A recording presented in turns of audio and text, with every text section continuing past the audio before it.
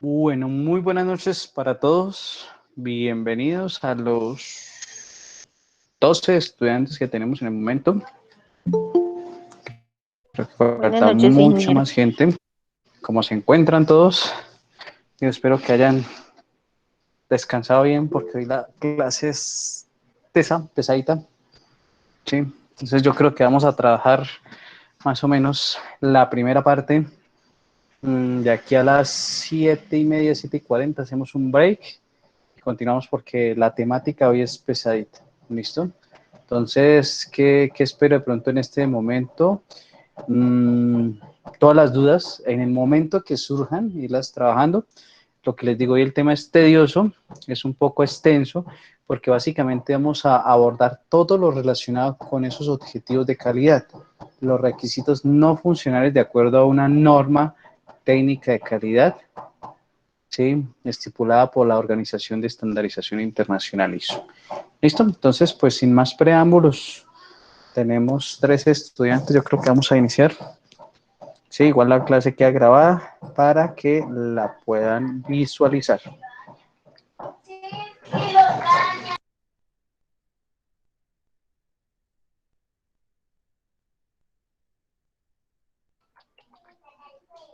Listo.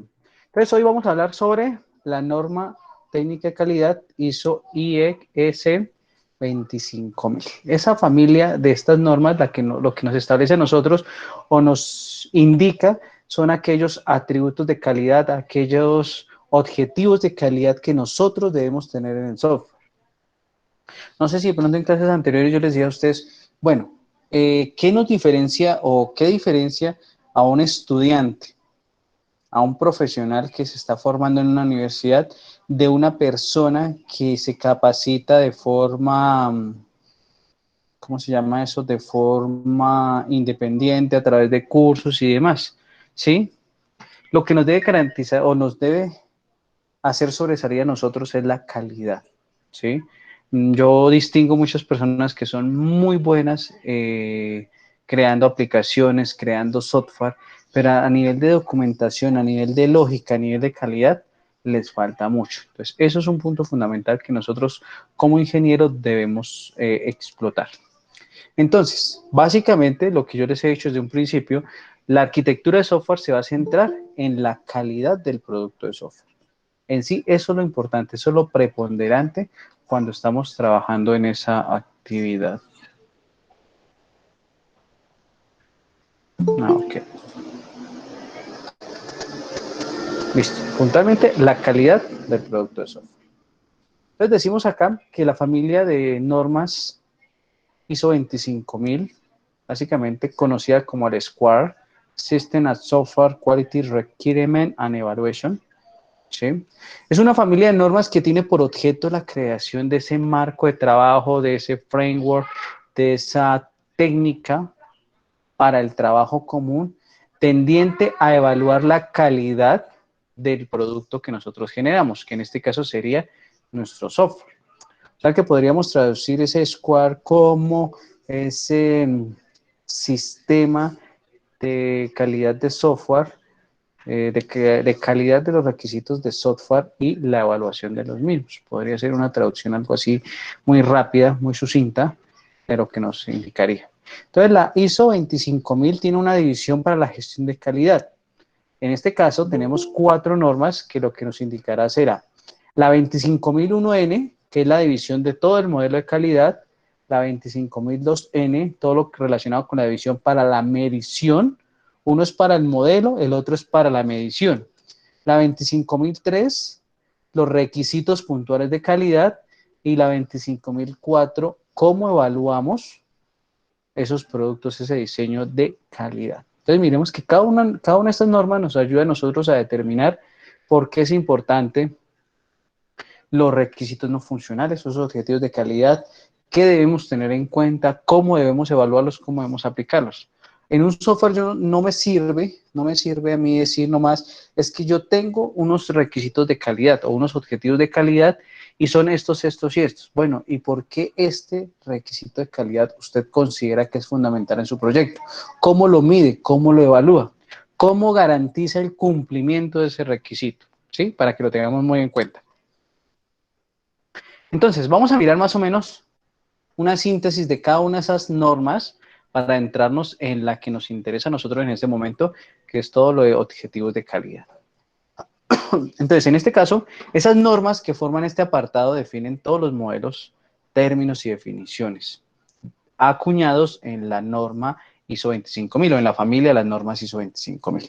Y se encuentra formada por los siguientes. La 25000 solita es la guía de toda esta parte de calidad y va a contener el modelo de la arquitectura de Square, la terminología, toda la terminología que vamos a utilizar dentro de estas normas y hace un resumen de todos los apartados de las normas que vamos a trabajar.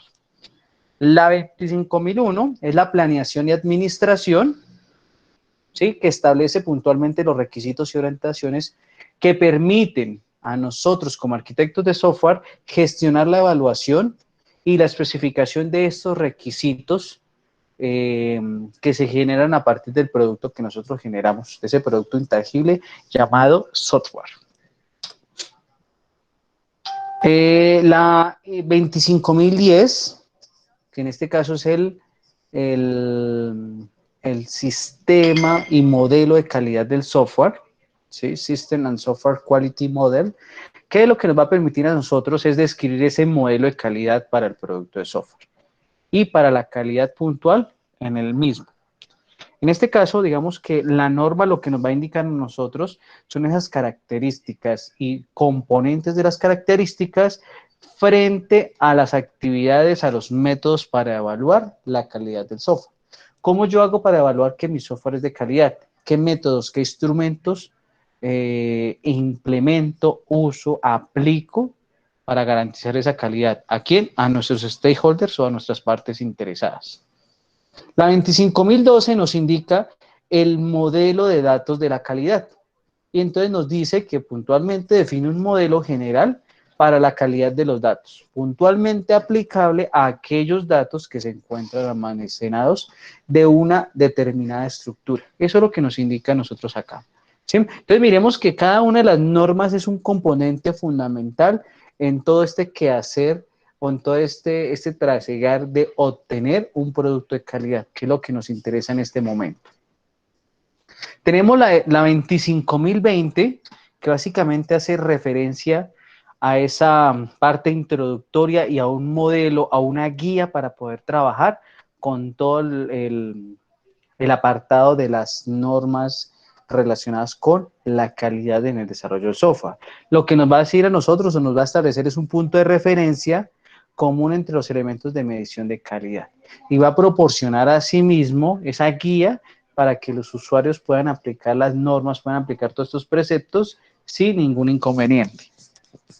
La 25021 establece aquellos elementos de medición de la calidad, o sea, me indica a mí qué elementos puedo utilizar, qué elementos puedo hacer uso para proporcionar, para evaluar la calidad del producto que nosotros estamos entregando. Tenemos la ISO 25022, que básicamente lo que nos va a indicar es aquellos criterios de calidad, aquellas métricas para la calidad en el desarrollo de nuestro software. ¿Cómo hacemos para medir esa calidad? ¿Sí? Recordemos que lo que no es medible, lo que no es cuantificable, no puede ser evaluable. ¿Sí? Entonces es un precepto que debemos tener muy presente en este caso. La 25023 básicamente lo que nos va a indicar es todo el sistema de medición en la calidad de un producto de software. Eso sería lo que resume. Entonces define específicamente las métricas, las unidades de medidas para realizar esa medición explícita de la calidad de productos del software y los sistemas subyacentes. Eso sería básicamente lo que nos va a indicar esa ISO 25023. La 24, la ISO 25024, lo que nos va a indicar a nosotros son la calidad de los datos y las métricas a utilizar, ¿sí? ¿Cómo definimos nosotros esa calidad de datos y cómo hacemos para medirlos? ¿Cuáles son esos factores de medición que podemos tener en el desarrollo de nuestro software? Después tenemos ya la división de los requisitos de calidad y entonces la ISO 25030 nos dice a nosotros cuáles son esos requisitos de calidad. los Quality Requirements, que básicamente lo que nos indica a nosotros esta familia de normas es que nos va a proveer, nos va a dar a nosotros un conjunto de recomendaciones para realizar la especificación de los requisitos de calidad del producto de software.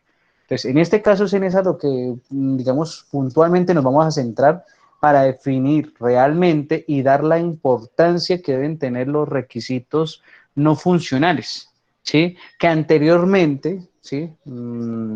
Lo que hacíamos nosotros era determinar que esos requisitos no eran de importancia porque eran aquellos que no funcionaban. Es un concepto que nosotros podemos tener en algunos casos un concepto errado de esa práctica, de esa mala praxis en el desarrollo del software, que es lo que debemos tener muy presente ahí.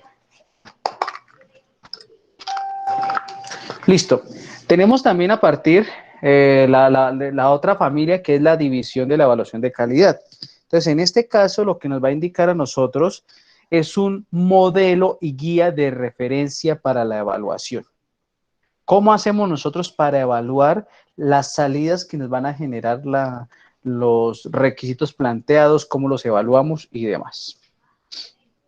A partir de esto, entonces, tenemos la ISO 25041, que es esa guía de evaluación para los desarrolladores, arquitectos y evaluadores independientes. Entonces, mire que aquí ya se va centrando un poco más hacia esas funciones, hacia esos roles que nosotros debemos tener. Recuerden ustedes que cuando estuvieron en sus clases de ingeniería del software, en esas técnicas de desarrollo ágil o tradicional, siempre van a haber equipos.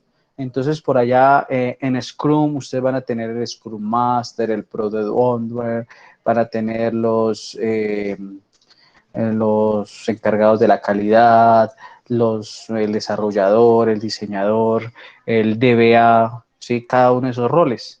Entonces, ¿cómo hacemos para evaluar a esos roles por independiente? Sí, de forma independiente. Si trabajamos con XP, tenemos unos líderes de proyecto, tenemos un director de proyecto, ¿sí? Con Kanban tenemos otras actividades puntuales, los líderes de sección y demás.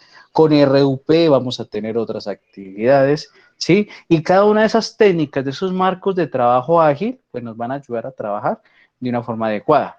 No puedo, y eso es un problema que vamos a ver más adelante en arquitectura de software que se llama el Golden Hammer, que es cuando yo me caso con una sola arquitectura. En este caso, con la ingeniería del software, no me puedo casar, no me puedo sesgar a solo trabajar con Scrum. Uno evidencia a veces en los proyectos, en el planteamiento de los proyectos, por ejemplo, de grado, que me dicen, no, es que voy a trabajar con una metodología de desarrollo Scrum, y es un proyecto donde están una o dos personas. Entonces, a pesar de que las técnicas o marcos de trabajo ágiles o manifiestos ágiles de trabajo no especifica, no dice que usted debe tener o su proyecto debe tener ciertas especificaciones, lo ideal sí es analizar, y Scrum exige o es ideal para proyectos de gran envergadura, o sea, proyectos grandes donde yo tengo un equipo de mínimo unas 10 personas para poder generar esos roles, para poder generar esas tareas y demás. Si ya vamos a hablar de proyectos de mediana complejidad, ¿sí? O de mediano alcance, podríamos tener en cuenta un OpenApp, un RUP, un Kanban, un Crystal Clear. Y para proyectos un poco más pequeños podríamos trabajar un XP, un OpenApp, ¿sí? Esas podrían ser así como las clasificaciones en eso. Y debemos tener muy en cuenta, nosotros debemos como profesionales tener ese criterio para indicar por qué voy a utilizar una técnica de desarrollo ágil o tradicional, por qué voy a especificar una arquitectura de software, por qué voy a utilizar un tipo de gestor de base de datos relacional o no relacional, por qué utilizar un paradigma de programación orientado a objetos o una programación estructurada. Todo eso yo voy a estar en la capacidad de especificarlo de una forma correcta, ¿sí? Garantizando en todo momento la calidad de nuestras intervenciones y de nuestro producto. Tenemos en la 25042 los módulos de evaluación. Básicamente lo que define esta norma es toda la documentación, ese paso a paso de cómo yo puedo definir, esos módulos para la evaluación, una correcta evaluación de lo que venimos desarrollando. Por último, tenemos la 25045, que son los módulos de evaluación para la recuperabilidad. ¿Sí? Básicamente es un módulo o define un módulo de evaluación de todas estas aquellas características fundamentales cuando hablamos en sistemas para recuperar información, como para recuperar toda esa parte. Eso es lo que debemos tener presente. Entonces, hasta el momento con esa familia de todas las normas de la familia ISO 25000, ¿tenemos alguna duda, pregunta, inquietud hasta el momento?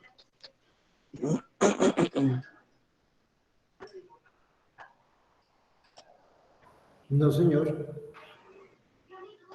Acá nos dice que sí deja entrar. Ah, ok, ya le di acceso. Listo. Vamos a continuar entonces con ¿cómo se llama? Con lo que nos... Uy, ¿qué se me hizo por acá? Listo. Entonces, ya vimos como esa introducción a todo lo relacionado con a nivel general de las normas, de la familia de la norma ISO 25000. Ahora nos vamos a mirar la norma ISO 25010. ¿Listo? Que nos va a especificar, nos va a indicar ya puntualmente cómo se trabajan los requisitos funcionales o los objetivos de calidad.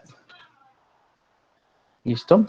Entonces, tenemos en este momento, porfa chicos, propendamos por ingresar con el correo institucional, porque es que así al ingresar con otros correos perdemos el hilo de la clase y demás, ¿sí? No hay Profe, problema. pero en mi caso yo ingresé con el institucional y de todas maneras me tocaba solicitar acceso, No, pero cuando yo ingresé usted ya estaba. pero a mí me parecía que tenía que solicitar acceso. No, de pronto era por lo que no había ingresado, pero no, usted no me pidió acceso. Incluso cuando ingresé, usted ya estaba ahí, por eso se me hace raro, ¿listo? Bueno, vamos a continuar, porque es que perdemos ahí el hilo de la clase. Listo, entonces, en este momento ustedes en pantalla tienen el resumen, la síntesis de los objetivos de calidad. Básicamente, esto debería ser lo que cumpla nuestro proyecto, nuestro software, nuestro producto de software. Esto debería ser lo que cumpla, lo que nosotros evaluemos. ¿Listo? Para que lo tengamos en cuenta.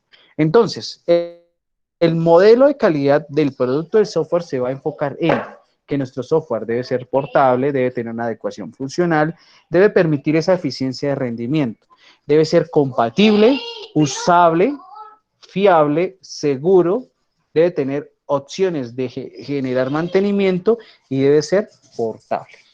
Sí, entonces en esas 3, 4, 5, 6, 7, 8 características se enmarcan todas las actividades puntuales o todos esos objetivos de calidad que debe tener nuestro software. Entonces, si miramos así por encimita, vamos a revisar la portabilidad. Entonces, en el caso de la portabilidad, nuestro software nos debe permitir a nosotros, o el software debe tener la opción de ser adaptable, trabajar en cualquier plataforma. ¿Sí? Y aquí entonces digamos que venimos con algo que acostumbro a hacer para revisar, para hacer críticas, ¿sí? En ciertos productos. No sé si anteriormente hablábamos de un software que se llama Tu Escuela en Línea, que es un software para la educación y lo utilizan algunos colegios de Chiquinquirá. Ese software, hasta donde tenía conocimiento, no sé si lo habrán mejorado, ese software solo se puede utilizar en Internet Explorer. Entonces, ahí sería un software que a nivel del modelo de calidad del producto, en su apartado de portabilidad, no funciona. No funciona porque es que la adaptabilidad, o sea, solo puedo utilizarlo con Internet Explorer. Y si yo trabajo Linux o trabajo Mac, ¿qué pasaría ahí? La facilidad de instalación. No sé, de pronto la mayoría de ustedes en bases de datos trabajaron con un gestor que se llama SQL Server.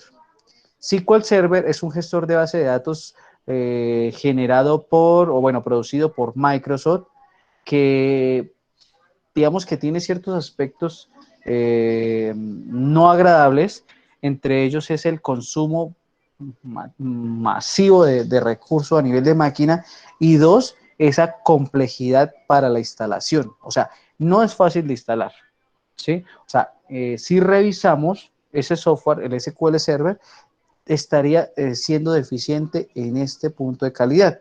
No es fácil de instalar, ¿sí? Miremos por acá, qué sé yo, otro aspecto para comenzar a hablar. Anteriormente les estoy hablando de hace unos 10 años y un poco más, los Office venían con programas independientes. Entonces, ¿qué pasa? Si yo tenía un Office 2010, un Office 2007, y no miento, tenía un Office 2003, por ejemplo, e instalaba una característica un poco más avanzada, de un 2005, lo que hacía era bloquearme esa instalación y me empezaba a generar problemas de trabajo, ¿sí?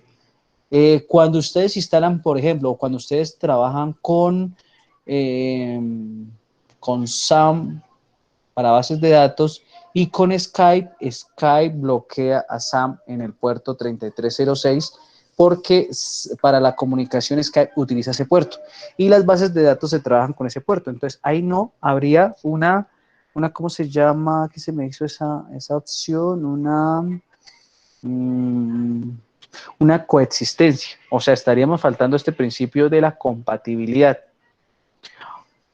Portal, nuestra herramienta, nuestro software aquí de Academosoft, para mí no es fácil de operar. Ya llevo cierto tiempo y todavía, digamos, hay aspectos donde a mí no me permite operarlo con facilidad. No genera una facilidad de aprendizaje. O sea, no me permite a mí aprendizar cuando lo estoy utilizando. ¿Sí? ¿Qué otra cosa? Los entornos web, las aplicaciones web, en estos momentos, si ustedes visualizan, vamos a mostrar un ejemplo acá, si no estoy mal, la del ICFES, si es esta, permítanme un segundito acá y les muestro algo que hace referencia a la accesibilidad. No cargo. Dice text, a ver.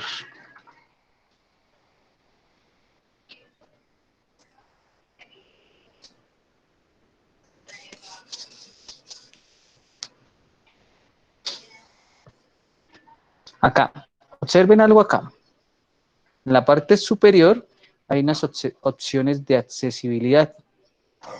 Eso lo debe tener cualquier software. Eso es ideal. ¿Por qué? Porque nuestro desarrollo debe ser accesible, o sea, nos debe permitir a aquellas personas con ciertas barreras de aprendizaje, con aquellas dificultades, que puedan utilizar nuestro software sin ningún problema, ¿sí? Si las instituciones ya están cambiando, si ya, digamos, en entes gubernamentales y no gubernamentales, se aplican actividades como rampas para personas minusválidas, ascensores, sistema braille para las personas ciegas, pues nuestro software no se puede quedar atrás. Entonces, si ustedes visualizan aquí en la parte que les tengo subrayada,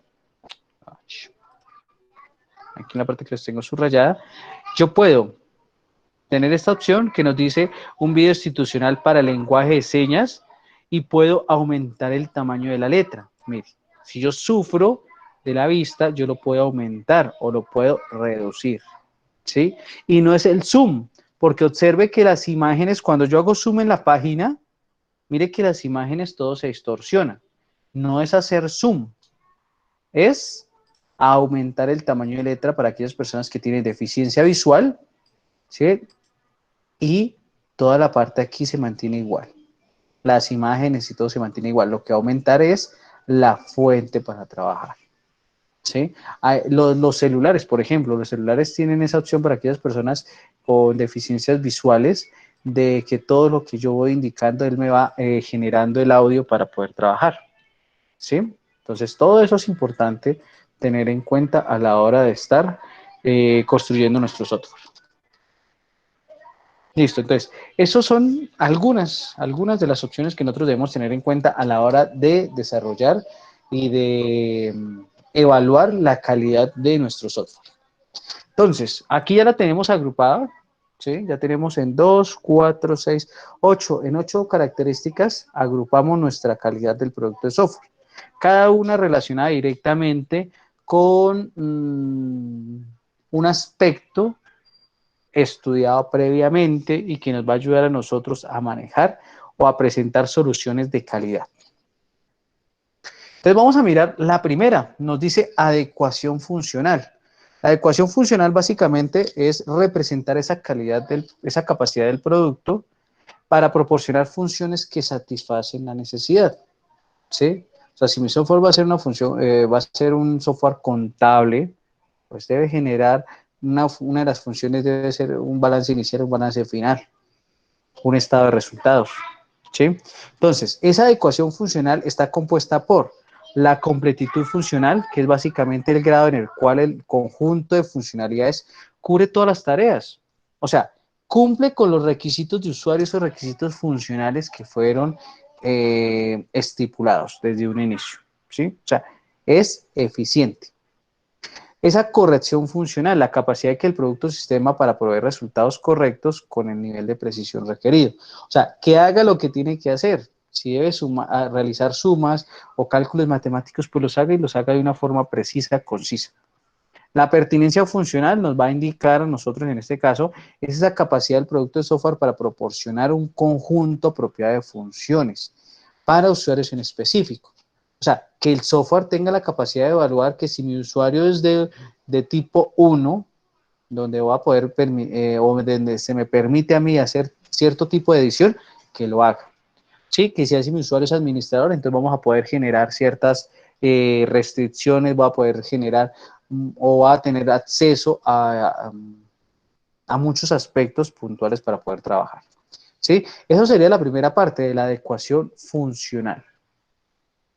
Cuando ya hablamos de la eficiencia de desempeño, pues en esta característica lo que vamos a mirar es cómo se trabaja o cómo trabaja nuestro software para establecer un canon de medida. Entonces, primero, el comportamiento en un espacio de tiempo. Dice que los tiempos de respuesta de procesamiento de un sistema debe estar de acuerdo a ciertas pruebas que hemos hecho o que hemos realizado. Un ejemplo, en condiciones normales, cada vez que yo ejecute el comando imprimir se va a demorar 0.51 segundos. ¿Sí? Eso es en un escenario normal donde no hay ninguna aplicación ejecutándose y demás. Pero si vuelvo a ejecutar esa opción cuando se esté con 3 o más aplicaciones trabajando, pues ya la velocidad no va a ser de 0.56 segundos, sino de 0.95 segundos, o 0.95 segundos. Va a aumentar ese tiempo de espera. ¿Por qué? Porque hay unas órdenes en segundo plano que pueden estar trabajando. ¿Sí? Entonces aquí lo que nosotros debemos mirar, cómo cumple sus actividades puntualmente este software y las funciones que tiene el software. En la utilización de recursos, las cantidades y tipos de recursos utilizados cuando el software lleva a cabo su función bajo condiciones determinadas. Lo que yo les decía ahorita, por ejemplo, de SQL Server. SQL Server puede ser muy buen gestor de base de datos, pero a nivel de utilización de recursos deja mucho que desear. Así como Google Chrome, que a nivel de memoria RAM consume muchísimo, SQL Server consume bastante recursos. Entonces, por más de que mi equipo sea potente, que mi equipo sea robusto a nivel de características, siempre se va a ver un poco condicionado el rendimiento en esta parte. Y la capacidad en el área de eficiencia del desempeño es ese grado que los límites máximos de un parámetro de un producto o sistema de software cumplen con los requisitos. O sea que en otras palabras, cumple con para lo cual fue creado. ¿Sí? Cumple sus funciones. Y listo. Si mi tarea es consultar una información o consultar sobre el origen de la arquitectura de software, pues ¿qué debo entregar como trabajo? El origen. Es decir, que la arquitectura de software nació por allá en 1960, de acuerdo a un artículo publicado por X y Y persona, en el cual se basan los parámetros y estoy cumpliendo con lo que me están diciendo. ¿Listo? Entonces, así también tendríamos que evaluar esa eficiencia en el desempeño. Dentro de los aspectos de la compatibilidad, entonces debemos tener en cuenta, primero, esa capacidad de dos, o bueno, la compatibilidad como tal es definida como aquella capacidad donde dos o más sistemas pueden trabajar al mismo tiempo en un mismo sistema. ¿Qué características tenemos en este caso para la compatibilidad? La primera es la coexistencia, que es esa capacidad que va a tener nuestro producto de software de poder llevarse bien con otra aplicación. Si ustedes en algún momento han logrado instalar o han instalado dos sistemas operativos en su equipo, podemos determinar que la coexistencia no es un factor de Windows. Windows es muy cositero a nivel de instalación, mientras que Linux no. Linux sí tiene esa capacidad de coexistencia. Cuando yo quiero instalar dos sistemas operativos en un mismo PC, yo debo primero instalar Windows y configurarlo y después Linux, porque Linux sí dice, sí es respetuoso y dice, oiga, aquí hay una partición con Linux, entonces esa partición no la puedo tocar, utilizo el espacio de disco duro restante o libre para poder instalar. Mientras que Windows, si yo tengo una partición de Linux antes, él obliga prácticamente a borrarla o a no dejar trabajar para que puedan instalar, ¿listo? Para que lo tengan en cuenta. La interoperabilidad en este caso es esa capacidad de dos o más sistemas o sus componentes para intercambiar información, ¿sí? Entonces, ¿cómo yo puedo a través de la información que cargo en una base de datos poderla utilizar en otra herramienta? Esa interoperabilidad de pronto no es cumplida por algunos sistemas gestores de bases de datos.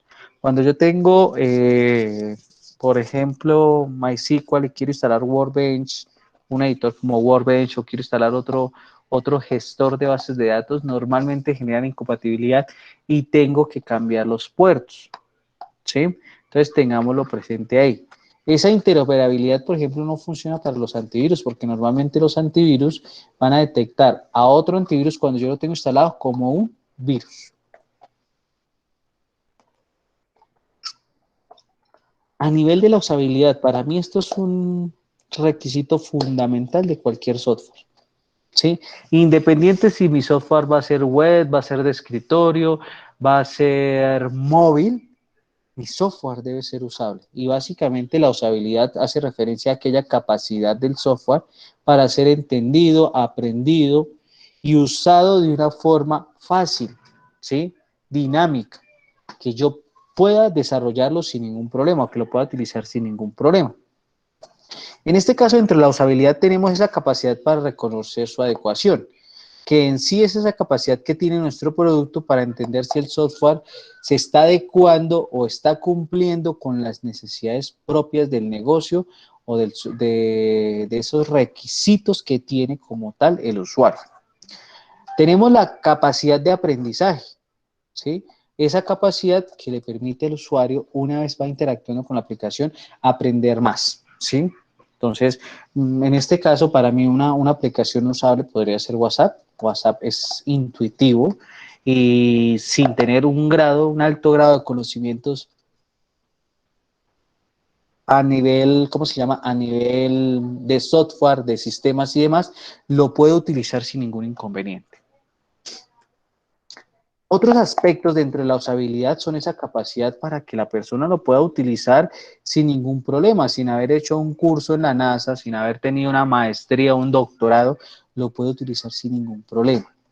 La protección contra aquellos errores que el usuario pueda generar, ¿sí? Por ejemplo, esa validación que cuando ustedes van a eliminar alguna información les dice, oiga, ¿están seguros de lo que desea hacer? ¿Sí? Venga, espere, tenga en cuenta esto, tenga en cuenta lo otro y demás. La estética en la interfaz del usuario. Ojo, acá quiero que hagamos algo porque venimos como con esa confusión, ¿sí? Y se la he escuchado a muchos estudiantes. Cuando yo hablo o cuando mi usuario me dice a mí que mi aplicación quiere ser o que desea que sea de un color en específico, que tenga una marca de agua, sí, que tenga de pronto características a nivel de forma, eso no es un requisito, no es un requisito funcional o no funcional. Eso sería un requisito de usuario. Ojo con eso. Pero requisito de calidad sí es la estética. Porque es que cuando yo desarrollo mis aplicaciones, cuando trabajo y demás, pues no pueden tener un aspecto muy, ¿cómo se llama? Muy poco usual, muy poco ¿cómo llamarlo? Maluco, desechable, ¿sí? O sea, mi aplicación debe llamar la atención. Yo me debo sentir agradable cuando esté utilizando esa herramienta. ¿Listo? Entonces, ojo aquí en esta parte. Ante la usabilidad, yo debo tener esa estética de la interfaz del usuario. Nunca voy a acceder a un sitio, nunca me voy a quedar mucho tiempo en un sitio en el cual la letra sea muy pequeña y yo sufra la vista y no pueda leer, tengo un contraste de colores feos, unos colores no cálidos, no llamativos, entonces todo eso debemos tenerlo muy presente. Y la accesibilidad, en el caso de la usabilidad, es la capacidad del producto que permite que sea utilizado por usuarios con determinadas características y capacidades. Si mi usuario tiene problemas de visión, de agudeza visual, pues voy a tener la opción de modificar ¿cómo se llama? La fuente. La fuente para poder trabajar, ¿sí? El color de letra. Hay algunas páginas también que me permiten a mí manipular el color para que si soy de pronto fotosensible, ¿sí? Sensibilidad de los ojos a la luz, a esos colores fuertes, pues la pueda modificar sin ningún problema. Otro aspecto fundamental es la fiabilidad, que es esa capacidad que tiene nuestro sistema para que cumpla o desempeñe esas funciones específicas, las tareas para las cuales se les está indicando. Y cuando este se usa bajo unas condiciones de periodo y tiempo determinadas. Entonces, la fiabilidad está compuesto por características tales como la madurez, que hace referencia a la capacidad de un sistema para satisfacer las necesidades de fiabilidad en condiciones normales. En este caso, si no tengo ningún dispositivo conectado a Internet, pues mi Internet me debe generar a mí las 10, 20, 30, 50 megas que tenga en la casa, ¿sí? Si ya tengo otros aspectos, otros componentes en mi casa instalados y asimismo de esos componentes instalados tengo una velocidad X del Internet, pues ahí en ese caso ya la madurez de mi sistema me va a permitir a mí que ya las condiciones no serían normales, sino serían unas condiciones anormales para poder trabajar, pero asimismo debe garantizar que esté cumpliendo con las condiciones o con esas nociones o con esas funciones básicas. Dentro de la fiabilidad también tenemos la disponibilidad, que es la capacidad del sistema o componente de estar operativo, de estar accesible para cuando se requiera, ¿sí? Si en este momento yo quiero utilizar WhatsApp, pues yo llego y abro mi celular y el WhatsApp va a estar ahí, voy a dar clic o voy a seleccionar el icono de WhatsApp y voy a poder trabajar sin ningún problema. Cuando hablamos a nivel de la tolerancia a fallos, esta característica lo que nos va a indicar a nosotros es esa capacidad que va a tener nuestro sistema de operar sí o sí cuando hay algún problema de software, de hardware y demás. ¿Sí? Que se sepa sobreponer a aquellas actividades que sucedieron, que pasaron y demás. Por último, tenemos la capacidad de recuperación, que es básicamente la capacidad que tiene nuestro producto de software de recuperarse en un momento de interrupción, de daño y demás, ¿sí?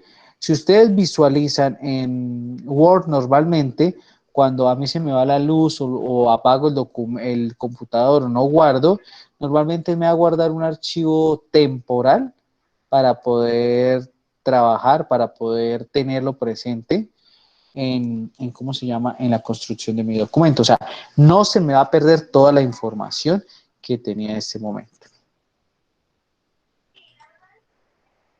Cuando ya nosotros nos vamos a otro aspecto fundamental que sería la seguridad. Entonces la seguridad básicamente se va a centrar o nos va a decir a nosotros, oiga, es esa capacidad de protección de toda la información que yo tengo en mi sistema, de manera que las personas o sistemas no autorizados no puedan acceder a ella, ¿sí? O sea, que yo pueda acceder a la información que estoy legalmente autorizado para poder hacer. Y si no, pues no puede acceder. ¿Listo?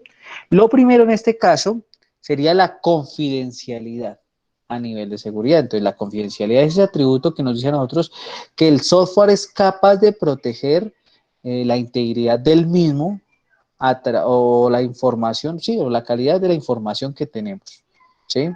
O sea, que mi software no me permita ataques de inyección SQL, ataques de denegación de servicios, el crossover para poder obtener información no como se llama, no de dominio público, sino ya más para un daño puntual.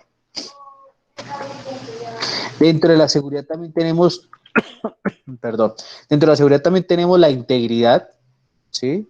Que básicamente se resume en la capacidad del sistema para prevenir accesos o modificaciones no autorizados, ¿sí? ¿Cómo hago para controlar que en la empresa donde laboro solo puedan ingresar personas que son de la universidad? A pesar de que esas anteriores personas hayan tenido un contrato, hayan tenido el registro ya para trabajar, pero eso es lo que nosotros debemos garantizar. El no repudio es esa capacidad de demostrar las acciones o eventos que tienen un lugar, una manera, dichas acciones o eventos que no pueden ser repudiados posteriormente. Básicamente el no repudio es que me está indicando qué está haciendo quién, cómo y por qué. ¿Sí? Podría resumirse en eso. La responsabilidad a nivel de seguridad sería esa capacidad de rastrear de forma inequívoca las acciones de una identidad. Si yo en este momento trabajo en Unisagil de 8 a 12 y de 2 a 6, pues que voy a estar a las 10 de la noche haciendo en la universidad, ¿sí? Entonces debemos tenerlo presente más. La responsabilidad, esa capacidad de rastrear en forma inequívoca las acciones de la unidad, debemos ser responsables, y la autenticidad, la capacidad de demostrar la identidad del sujeto o el recurso que estoy adelantando. ¿Sí? Eso podría ser uno de los aspectos a tener en cuenta en la seguridad. A nivel de mantenimiento de nuestro software, lo debemos tener presente. Permítanme un segundo, qué pena.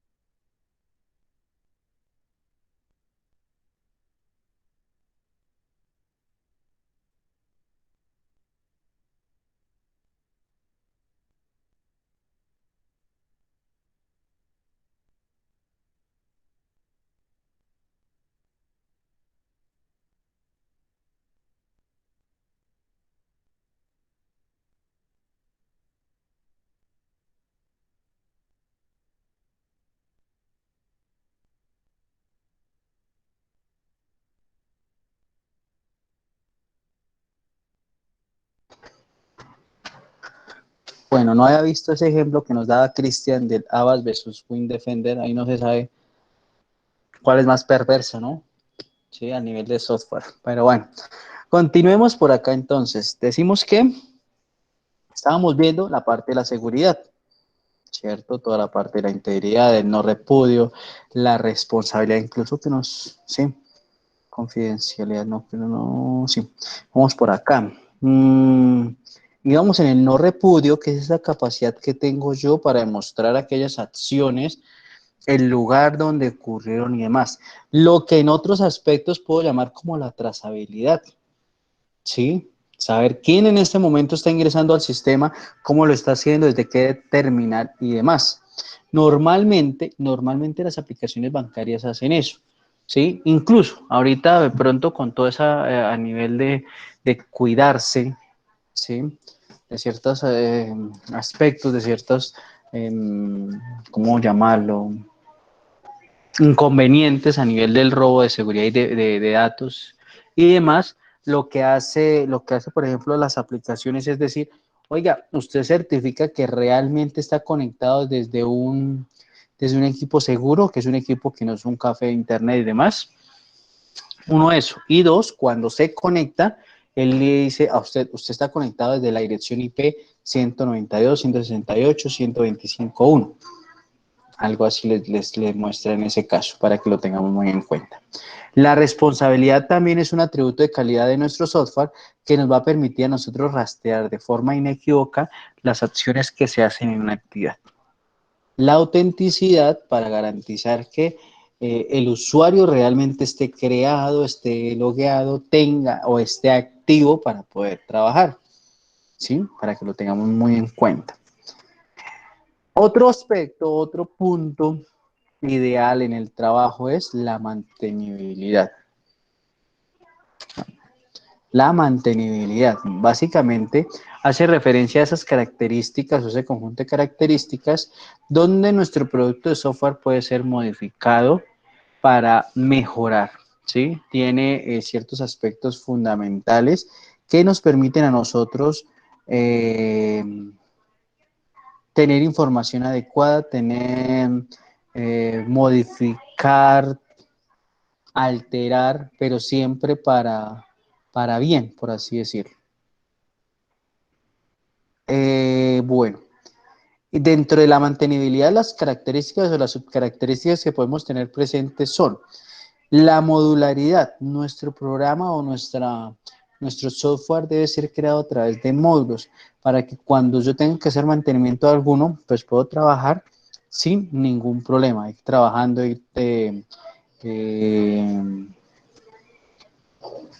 adelantando, digámoslo así, sin ningún problema.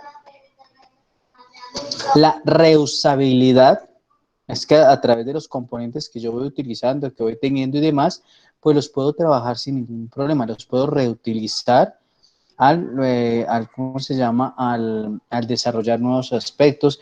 Al tener esos módulos ya creados, puedo crear nuevos, ¿sí? Reutilizando o trabajando para eso.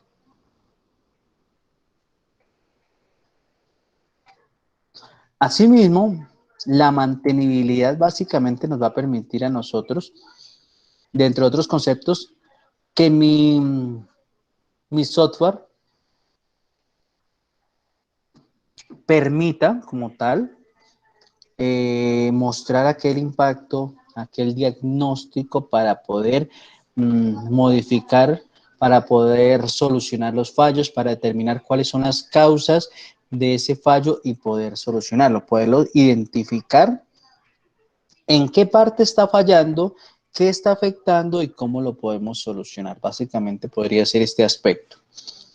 Otra característica que debe tener nuestro software, otro atributo de calidad es la capacidad para ser modificado. Aquella capacidad puntual que tenga mi software para que cualquier módulo, cualquier cambio pueda ser introducido sin ningún problema.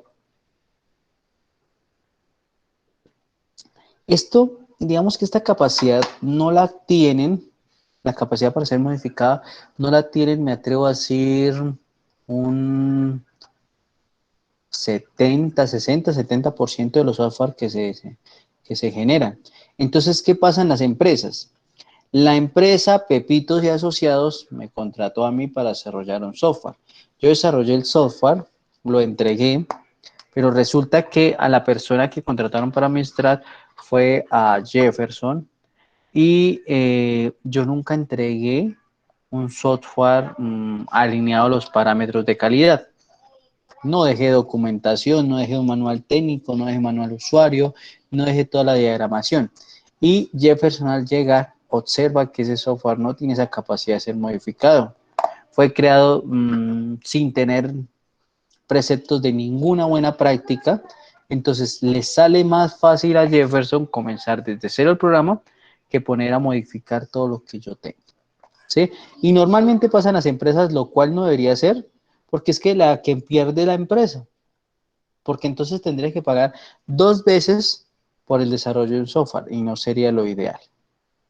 La capacidad para ser probado, ¿cómo hago para aplicar características puntuales ¿cómo se llama? De revisión de las funciones que tiene el software? Normalmente los software no tienen esa actividad y lo debemos tener muy presente.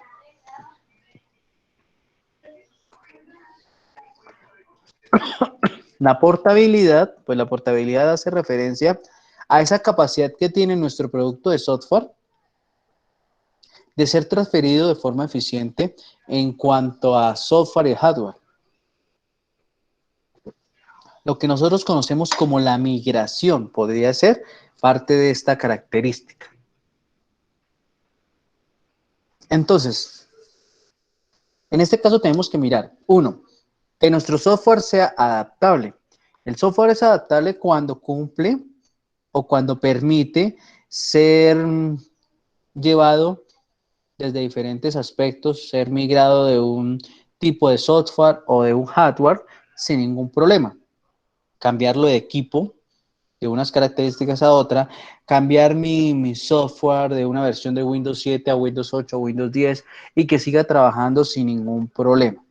Eso debe ser, y eso debe ser muy importante para nuestro software.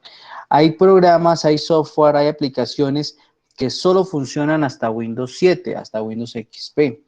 Bueno, y entonces ahorita con ¿cómo se llama? Con la exigencia que tiene, por ejemplo, el mercado de tener nuevas máquinas y demás, ¿qué va a pasar con eso? ¿Sí? Entonces, todo eso lo debemos tener muy presente a la hora de trabajar. Dentro de la portabilidad también tenemos la capacidad para ser instalado. Que un programa sea fácil de instalar, ¿sí? Aquí en este podríamos hacer cierta crítica a ¿cómo se llama? A Linux, ¿sí? A mí me gusta mucho Linux, pero yo lo podría criticar en qué sentido. La mayor parte de los repositorios para instalar Windows, uno es en inglés, 2 tienen que ser a través de la terminal. O sea, yo tengo que ejecutar sentencias propias para poder instalar. Esa es una ventaja que podría tener Windows en la mayoría de sus aplicaciones porque sí cumplen con la capacidad para ser instalado. Next, next, next, next, finish o siguiente, siguiente, siguiente, finalizar. Y sin ningún problema lo cumple. Eso sí es, o sea, eso sí es verídico, sin ningún inconveniente. Lo podemos tener en cuenta. La capacidad para ser reemplazado nos indica a nosotros que es la capacidad que tiene el producto para ser utilizado en lugar de otro producto de software con los mismos propósitos, características y demás, para que lo tengamos presente. ¿Listo? Eso sería básicamente lo que nos indica a nosotros. Señor. ¿Esa capacidad para ser reemplazado hace referencia más a reemplazar a otro? O sí, sí, o sea, que el software que yo haga pueda reemplazar a otro, digamos, a un predecesor de él de una forma más eficiente. ¿Qué pasa? Esta capacidad puede ser interpretada como las versiones de mi software. O sea que si yo lancé ahorita WhatsApp en la versión 1.5, pues la versión número 2 debe corregir los fallos que puedo tener la 1.5 y trabajar de mejor forma. No que vaya a generar problemas a la nueva versión. Y eso sucede, por ejemplo, cuando ustedes están trabajando con hosting, con dominios, con aplicaciones como Moodle. Moodle es muy celosito en el sentido de las versiones. Entonces, ¿cómo se llama? Su servidor debe tener, por ejemplo, la versión 5.8 de PHP, pero si tienen la versión 5.9, no va a funcionar, ¿sí? Para que lo tengamos en cuenta. Dígame, bueno, primero que todo, Jefferson, ¿quedaría claro esa parte? Sí, no, pero pues, o sea, si pones la diapositiva, literal dice que capacidad del producto para ser utilizado en lugar de otro producto. O sea, aplica para las dos definiciones. Exacto. Ah, Del ok. mismo propósito y del mismo entorno. Entonces, del mismo propósito es lo que usted menciona, del mismo entorno es el ejemplo que yo puedo dar. Y mire que tienen que aplicar para ambas. Listo. James, ¿nos iba a decir algo?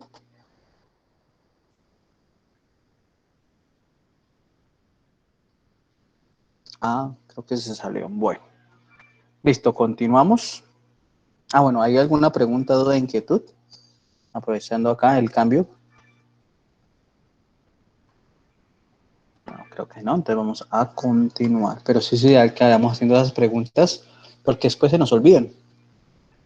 Listo. Entonces, con esta parte terminaríamos todo lo relacionado con, eh, ¿cómo se llama? Con esos atributos de calidad.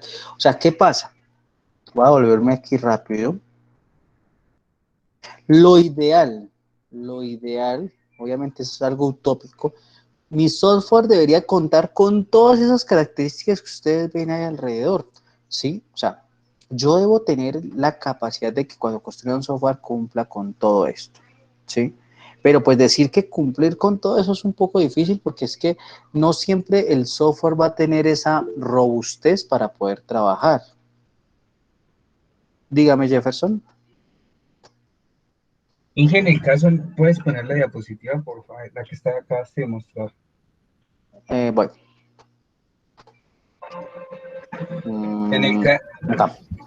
en el caso, digamos, de esta imagen que tú estás mostrando en pantalla, ya hablando de pronto un poquito saliéndome del tema, en el caso cuando, digamos, si mal no estoy, cuando usted hace la maestría para, digamos, hacer auditoría en la ISO 25010, cuando un auditor va a hacer, pues, a su vez, de auditor a un, digamos, sea una entidad gubernamental, digamos, como un hospital, en el cual él tiene que mirar un software, con cuántas, digamos, que no cumpla ese software es rechazado o podría ser, o sea, sí, sería rechazado, con cuántas que no cumple, o ahí en qué criterios se basarían. Ya sería más el criterio del auditor. O sea, en ese caso, así como se lo plantea el auditor, si yo fuese auditor, ya sería más un criterio mmm, objetivo y algo subjetivo. ¿Por qué? Yo podría decir en este momento, si lo voy a auditar a usted, Jefferson, el software que usted desarrolló debe cumplirme estos 20 y algo criterios. Pero venga, ¿qué pasa? Si es que el software solo va a ser, por ejemplo, va a ser utilizado por dos personas y esas dos personas dentro de su examen de ingreso no poseen ningún impedimento a nivel visual o no tienen ninguna deficiencia a nivel físico, si se puede utilizar esa palabra, entonces pues no es ideal que yo empiece a exigir opciones de accesibilidad. ¿Por qué? Porque voy a tener de primera medida que las personas van a ser entre comillas bien grandes, son sanas y son adecuadas para trabajar en eso. Entonces, ¿qué pasa? Yo debo tener en cuenta que listo. ¿Qué es lo más importante? Como auditor, como desarrollador de software, ¿qué es lo más importante o qué es lo primordial que debe tener un software? Para mí, Edison Caicedo, lo primero es esta parte de la compatibilidad. La usabilidad es supremamente importante y yo miraría dentro de esto, esta partecita de la facilidad de aprendizaje, la operabilidad, la atractividad o esa parte que sea bonita a nivel estético, ¿sí? ¿Qué otra cosa yo podría mirar así como fundamental en un software? La seguridad. Y aquí sí, manejo todos los aspectos. O sea, si yo encuentro un software, por ejemplo, y yo le estoy haciendo una auditoría a usted, y yo veo que en ese software usted me está manejando consultas a las bases de datos puras desde su código fuente, ese es un factor gravísimo ahí. O sea, usted ahí en ese caso me está exponiendo el software a ataques de inyección SQL. ¿Sí? O sea, Entonces, uno puede enfatizar más ciertas áreas que están, digamos, presentadas ahí en la diapositiva que otras. Digamos, en el caso de la seguridad, un ítem, digamos, la integridad. La integridad sí es clara, a diferencia, digamos, su merced dijo que, digamos, la atractividad usted la valoraría, pero pues no es tan esencial que uno diga, digamos, como una parte de seguridad. exacto. ¿Sí? Yo puedo decir, tiene un colorcito feo porque es azul o es verde. Pero bueno, y si cumple con estos aspectos supremamente bien y, por ejemplo, maneja a la perfección esta parte de la confidencialidad, pues esta partecita le va a restar ciertos punticos. Eso es como las evaluaciones de las, digamos, de las asignaturas que les dicen a ustedes, el parcial vale un 20% y los talleres un 5%. Pues yo en ese caso voy a como que a esforzarme más por el parcial porque tiene un peso porcentual mucho mayor. Entonces, aquí en este caso no existe, me atrevo a decir, no existe como un punto de referencia para decir, oiga, exija esto, esto, esto, esto. Lo ideal es que todo este circulito que tenemos acá lo podamos aplicar en todos los softwares. O sea, sería fabuloso que un software contara con todo esto, pero siempre va a tener en cuenta ciertos factores, las entidades a la cual esté trabajando o a la cual sirva ese software, los recursos que se destinaron para el desarrollo del software, las funcionalidades, todo eso debemos tener muy presente.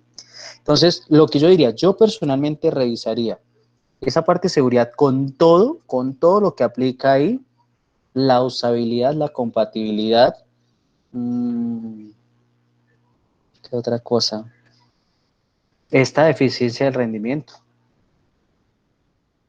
O sea, si el software me va a permitir imprimir reportes, los imprime correctamente, genera los reportes, hace las consultas a la base de datos de forma ideal, o no me va a mostrar información errónea, o la información la va a actualizar de una forma no adecuada, todo eso, ¿sí? Entonces, decir que cuál es el factor fundamental preponderante para un software, no existiría, todo depende, ahí viene otra vez esa palabrita del depende de. Esto no sé si quede claro esa parte, Jefferson. Sí, sí, sí. Listo. Hablando en ese orden de ideas, pues aquí debatiendo un poquito.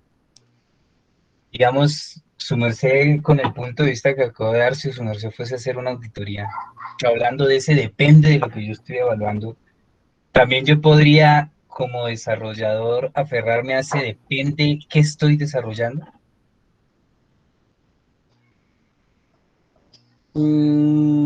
Porque, Mm, sí y no. sí, sí me hago entender, sí, no Sí, sé si, sí. sí, yo lo entiendo. O sea, que si de pronto yo desde la experticia que tenga, pues yo digo, bueno, como un auditor normalmente va a mirar la seguridad, entonces me enfoco en la seguridad, pero descuido los otros aspectos.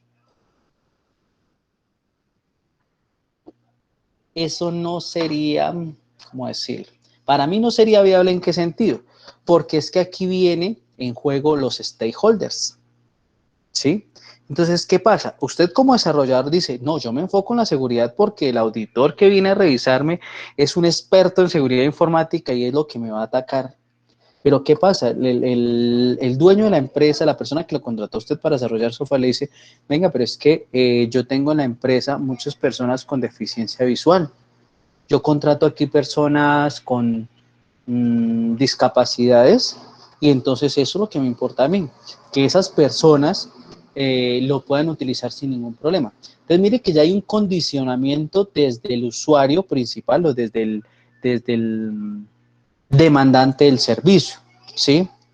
Van a haber otras situaciones que, por ejemplo, en el caso mmm, de software médico, de algunos software para entidades estatales, que el mismo Estado exige, oiga, no, debe cumplir con estas normas, debe tener esta parte y demás. Entonces ya usted también lo están condicionando como desarrollador de software a eso, ¿sí? Entonces no sé si que esa partecita clara ahí. Yo como auditor sí puedo tener ciertas actividades hacia dónde quiero llegar, pero entonces lo otro ahí sería también ya que como desarrollador yo tengo que estar supeditado a lo que me pidan mis stakeholders. Listo, Inge, gracias. ¿Vale? No sé, ¿hay alguna otra duda, pregunta, inquietud por acá?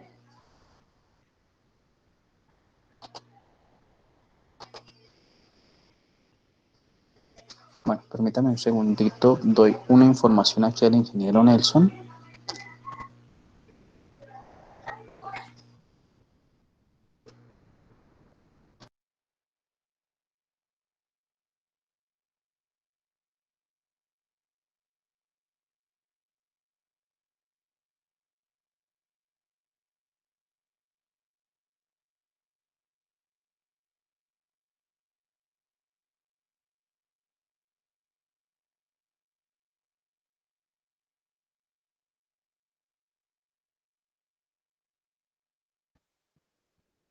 Bueno, pues continuamos por acá. Entonces, sí, o sea, es que miren que aquí, esto es lo bonito de pronto del desarrollo del software, pero a la vez también es como la deficiencia, porque si ustedes miran en aspectos como la metodología de la investigación, pues yo me ciño a esa metodología y digo, primero debo definir el problema, lo debo formular, creo una justificación, unos objetivos, los objetivos, el objetivo general debe responder a la pregunta problema, si no hay esa relación, pues no va a trabajar. Aquí no, porque es que aquí entonces en el desarrollo del software yo puedo empezar por donde quiera, ¿sí? Y ustedes digamos que lo pueden comprobar. Yo puedo hacer software, todo el software y después, vulgarmente hablando, machetear los requisitos funcionales, los no funcionales, los diagramas y demás. Eso lo puedo hacer y eso es algo que hemos denominado ingeniería inversa. Que puede funcionar, sí. Que no es lo ideal, es otra cosa, ¿vale? Para que lo tengamos muy en cuenta, muy presente. Entonces, si estábamos ya por acá, vamos a comenzar con la otra norma. Vamos con la norma ISO 25012. ¿Sí? Ya hablamos puntualmente de toda esa parte, de esas características, de esos atributos de calidad que debe tener un software. Ahora vamos a entrar a mirar lo relacionado con la norma ISO 25012, que se va a enfocar puntualmente a la calidad del producto de datos, ¿sí? Entonces, ¿qué debemos tener en cuenta? Que vamos a tener datos inherentes a mi software y datos dependientes del sistema. En este caso, ¿qué vamos a tener en cuenta? Primero que a nivel de los datos inherentes del sistema, vamos a hablar de exactitud de los datos, completitud, consistencia, credibilidad y actualidad. Y desde el otro aspecto, desde la otra perspectiva, sería la accesibilidad, conformidad, confidencialidad, eficiencia, trazabilidad, disponibilidad, portabilidad. O sea, aquí ya esta norma nos dice a nosotros pilas. Ustedes ya saben o ustedes ya están relacionados, ya están habituados con lo que tienen que tener en cuenta a nivel general el software. Ahora vamos a mirar lo relacionado con la calidad de ese producto de datos, esa información que vamos a poder manejar. Entonces, tenemos en primera medida la exactitud. Básicamente, la exactitud va a hacer referencia o va a tener dos ejes puntuales para poder trabajar. Entonces, lo primero es esa exactitud sintáctica, que lo que nos va a decir a nosotros es la cercanía de los valores de los datos a un conjunto de valores definidos en un dominio. Puntualmente, que los datos sean exactos, que sean correctos a nivel de así decirlo, de escritura. Semántico, a nivel semántico podríamos hablar. Sí, estas definiciones no son muy claras aquí, pero básicamente lo que nosotros necesitamos con esa calidad inherente, permítanme un segundo.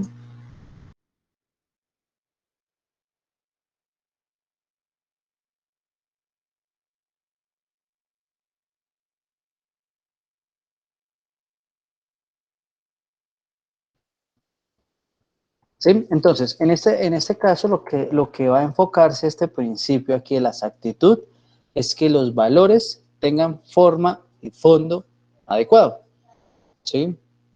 Muestren la información correcta a lo que debemos trabajar. No haya un cambio en ningún aspecto.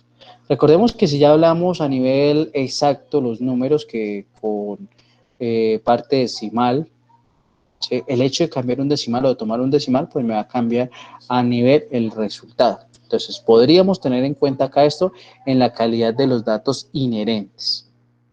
Cuando vamos con el otro aspecto de la calidad de los datos inherentes, que sería la completitud, entonces en sí es tener en cuenta los valores que tienen los atributos y las instancias en las cuales la estamos trabajando, teniendo en cuenta ese contexto específico de nuestro trabajo, ¿sí? Los datos deben estar completos, los datos deben tener la información para la cual fueron creados, ¿sí? Si hay una modificación, si hay una alteración, debe existir una justificación del por qué se hizo esa actividad.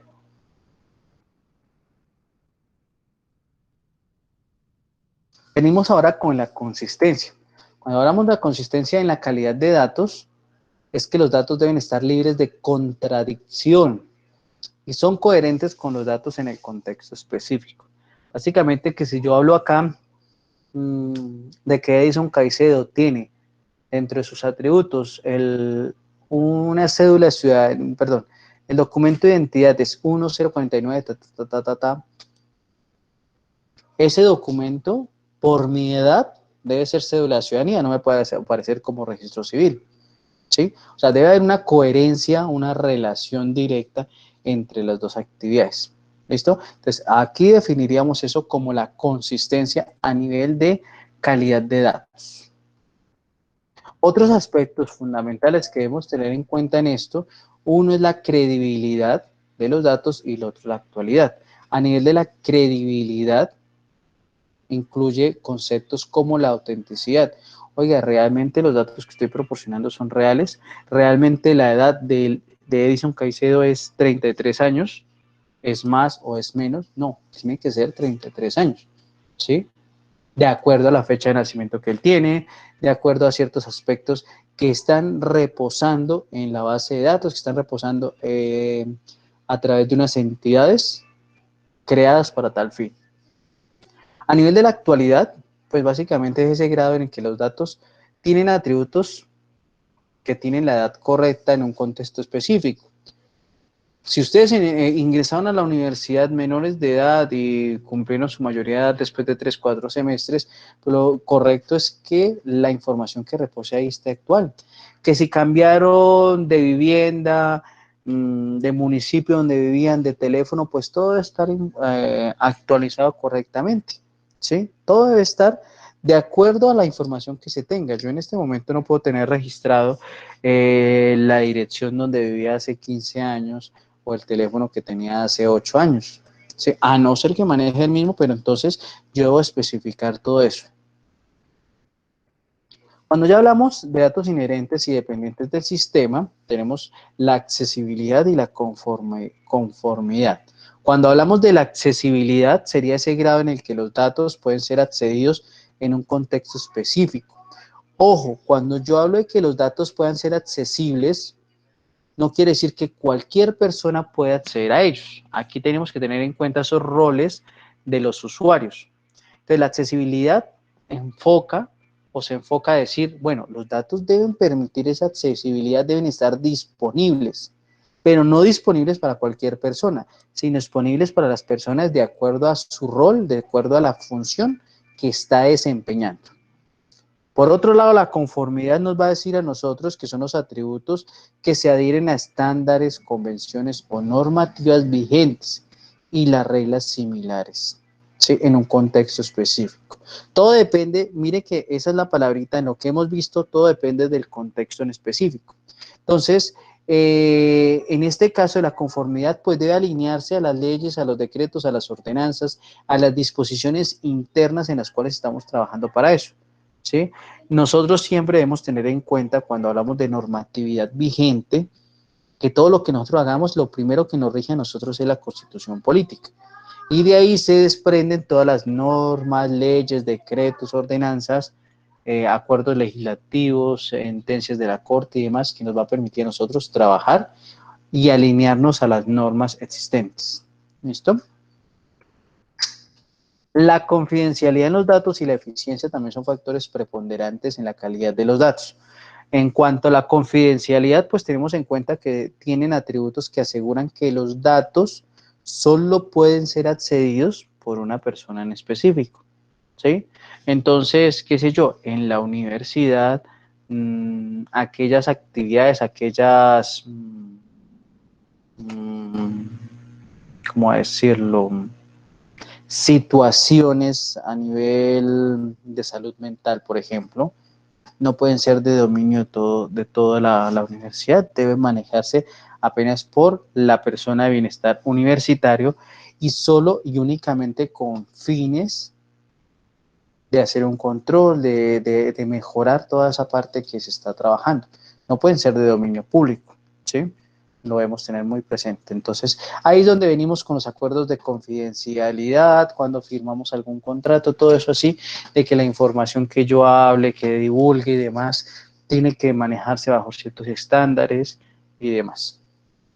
En cuanto a la eficiencia de los datos, pues hablamos de que pueden ser procesados y pueden ser, digamos, proporcionados dentro de ciertos niveles de rendimiento mediante el uso de los recursos que tengamos disponibles. O sea, en otras palabras, los datos cuando los utilice debe generar la información que realmente necesite yo como consultante, como demandante de esa información.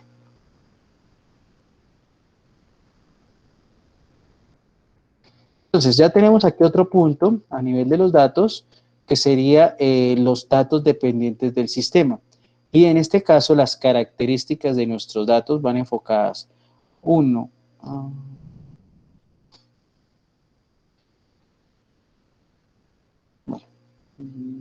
ya vamos a compartir aquí otra información que nos está llegando. Bueno, dice, entonces, en la calidad de datos inherentes del sistema, lo primero es esa precisión que deben tener los datos. Sí, es el grado en el que los datos tienen atributos que son exactos y son proporcionados para un uso específico puntualmente. Otra parte, otra actividad que deben tener los datos es la trazabilidad. Conocer ese dato desde dónde comenzó, por dónde pasó, hasta dónde llegó. ¿Sí? La ruta que tuvo el dato, la ruta que tuvo la información que tengo en este momento para llegar a convertirse en ese insumo que tengo en este momento que les puedo proporcionar. Otro es la comprensibilidad, que es el grado de que los datos tienen atributos que permiten ser leídos e interpretados por los usuarios y son expresados utilizando lenguajes, símbolos o unidades específicas, ¿sí? Entonces aquí en este caso yo debo garantizar que si voy a utilizar fórmulas, que si voy a utilizar acrónimos, ustedes los comprendan de una forma clara, precisa y concisa, ¿sí? A eso hace referencia esa calidad de datos inherentes cuando son dependientes del sistema en la categoría de comprensibilidad. Cuando hablamos de la calidad de datos dependientes del sistema y llegamos al punto de la disponibilidad, normalmente llegamos a confundir algo. Mis datos deben estar disponibles en todo momento, sí, pero no para cualquier persona. Ustedes no pueden llegar en este momento a solicitar la hoja de vida de las personas que tienen algún problema a nivel psicológico, académico y demás, porque es información que la universidad no puede proporcionar. Ustedes no pueden llegar, aunque bueno, eso es un poquito dijo, estamos en Colombia, en Colombia todo puede suceder, pero en este momento yo no podría conocer qué personas les han practicado la prueba del COVID, cuáles personas salieron positivas y cuáles negativas. ¿Sí? No puedo acceder a esa información, porque a pesar de que la disponibilidad de la información está ahí, yo no tengo el perfil, no tengo la autorización, no tengo el rol en estos momentos para conocer de esa información. ¿Sí? Entonces miremos eso, porque muchas veces dice, no, es que como la información está disponible, cualquiera puede llegar a... No, está disponible, sí, Y en este momento, la persona que tiene la autorización para mirar esa información puede acceder a ella sin ningún problema. Cuando hablamos de portabilidad en el caso de los datos, de la información, decimos que son en este caso es el grado en el que tiene los datos, o el que tiene los datos, tiene unos atributos que le permiten ser instalados, reemplazados o eliminados. Esa capacidad de cambiar, de migrar. Y la recuperabilidad hace referencia al grado en el que los datos tienen atributos que permiten mantener y preservar un nivel específico toda la calidad de la información, sin tener inconvenientes, ¿sí? Si yo hago una migración de información, si yo hago actualización de la información debe estar ahí. Si cometo algún error, mi sistema me debe permitir recuperar esos datos, ¿sí? Tener como ese plan B en el caso de que se presente algún inconveniente. Pues eso es, digamos, lo relacionado con todo, digamos, lo que puntualiza, lo que se trabaja o lo que va enfocado a la calidad de datos dependientes del sistema. Con respecto ya a la siguiente norma, que sería la 25040, esta norma nos dice a nosotros 5 aspectos fundamentales para poder trabajar, para poder llegar a ¿cómo se llama?, a adelantar toda la parte de la evaluación en cuanto a la calidad de nuestro software, en cuanto a los requisitos o en cuanto a los objetivos de calidad. ¿Listo? Entonces, hagamos lo siguiente. Vamos a dar un pequeño break, un receso, ¿sí? Porque hoy es bastante teórico la clase. Este es el último tema que nos queda, pero es un poquito extenso. Entonces, son las 7:39, 7:40, vamos a tomar 10 minutos. A las 7:50 continuamos, ¿sí? Para que se estresen un poquito, tomen tinto, tomen agua mientras tanto, y ya continuamos, ¿vale? Entonces, 7:50 comenzamos, continuamos acá con nuestra charla del día de hoy.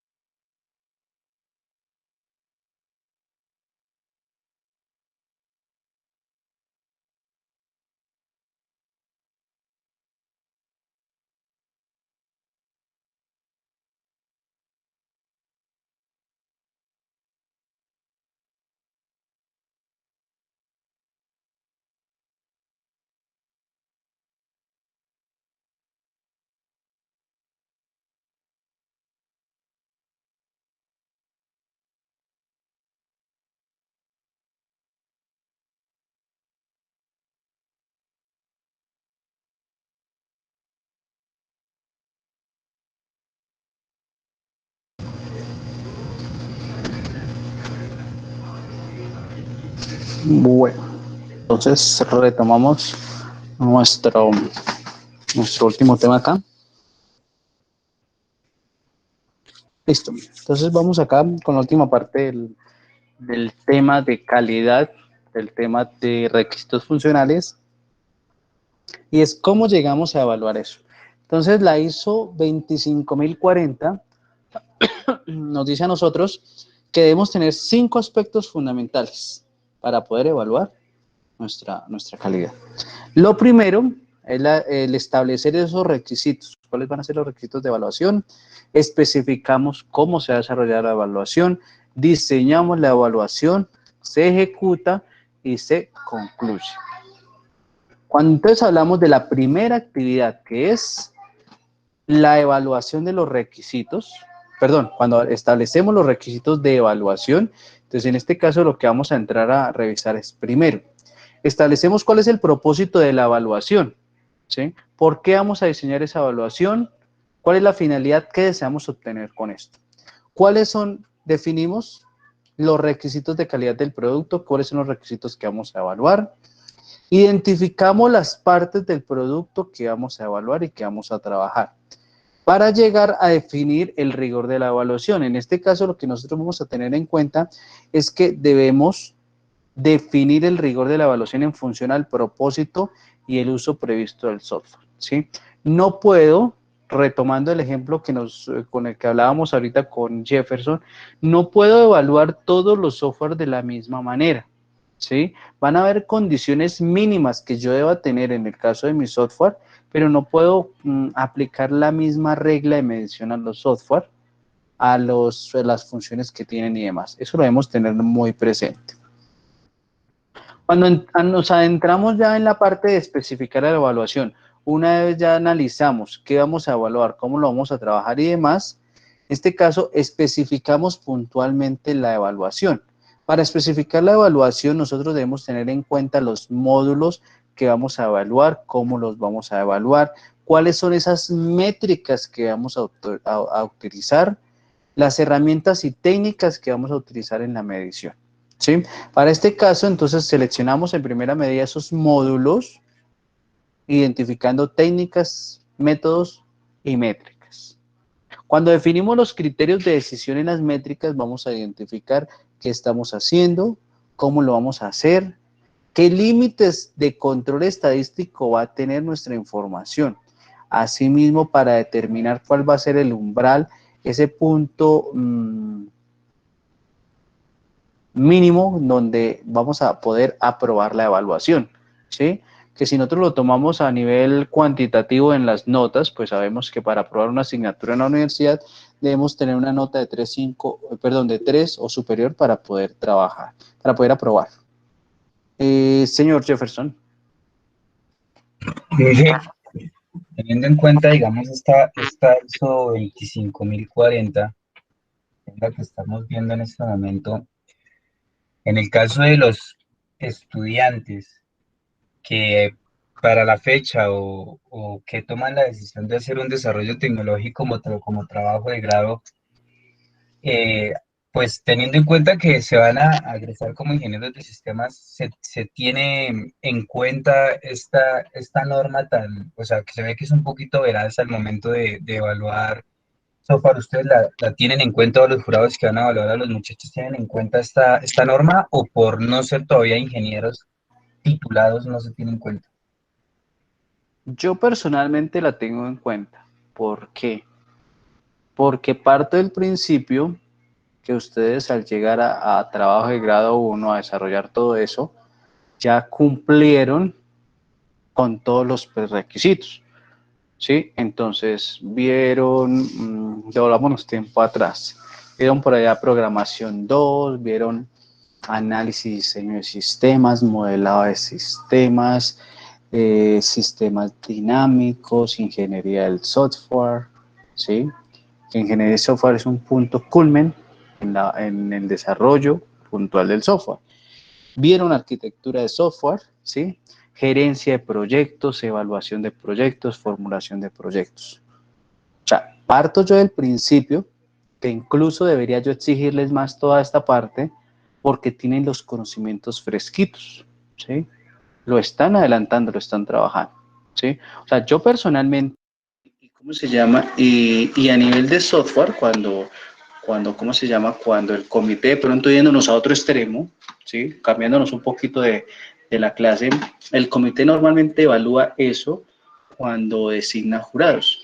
Entonces, si por ejemplo en el caso de Jefferson está haciendo un desarrollo tecnológico como modalidad de trabajo de grado, entonces si el desarrollo tecnológico de él es, qué sé yo, un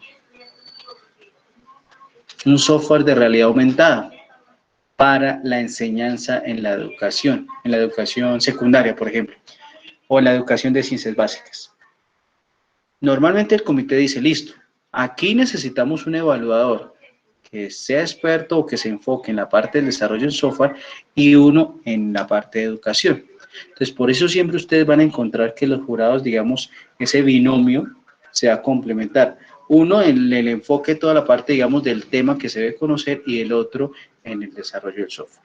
Entonces, yo personalmente exigiría todo esto. ¿Por qué? Porque es que ustedes ya han tenido, digamos, para llegar a ese punto final, a ese trabajo de grado, pasaron por todo esto. Sí, o sea, yo personalmente, y creo que la mayoría de los compañeros que designan como jurados exigen eso, desde el otro punto de vista. Cuando trabajo como director de trabajos de grado, pues lo que yo les digo, oiga, venga, incluyen esto, revisemos esto, hagamos pruebas de esto, ¿sí? O sea, yo juego acá en el papel de preparar a mis dirigidos a decir, oiga, el jurado les puede preguntar esto, el jurado les va a indicar esto, el jurado les va a tener en cuenta esto. Si usted titubea con este, el jurado se va a ir por este lado, ¿sí? Entonces son como los dos, digamos, los dos puntos como para tener en cuenta, ¿sí? Y lo ideal es que sí, desde la academia nosotros vayamos exigiendo eso, porque si nosotros desde la academia de pronto somos muy condescendientes, cuando ustedes lleguen a ese entorno real, pues van a tener una dificultad un poco mayor, y allá sí no va a ser de pronto una nota, que saque una nota alta o bajita, sino va a ser la opción de perder, por ejemplo, el empleo, de perder una oportunidad de trabajar.